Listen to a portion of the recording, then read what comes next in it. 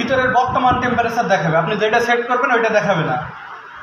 তারপরে নিচে আইওটি, এটা হচ্ছে আপনার ইন্টারনেটের ফাংশন। ইন্টারনেট হচ্ছে মোবাইলে অ্যাপসে সেট করা যাবে। আর 3 সেকেন্ড ধরে রাখলে লক, যেটা এই যে লক 3 সেকেন্ড ধরে রাখলে টাচটা লক হবে, আপনার দরজা খোলাই থাকবে, এটা শুধু টাচ লক হয়। আবার 3 সেকেন্ড ধরে রাখলে এটা আনলক হয়ে যাবে। তারপরে এই যে এটা ফ্রিজার, এটা 1 সেকেন্ড করে টাচ করলে কম বেশি হবে, এটা 18 থাকবে।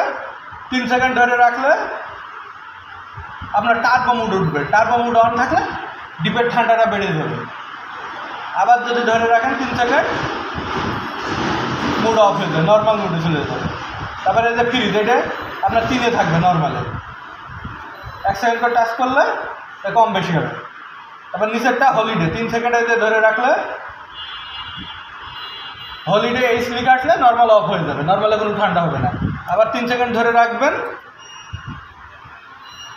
এই যে আবার নর্মাল মুডে চলে আসবে। আর এটা সুপার, 8 থেকে 48 ঘন্টা পর্যন্ত টেম্পারেচার সেট করা যায়। এই টেম্পারেচারের ভিতরে ঠান্ডা বেশি হবে। এই গেল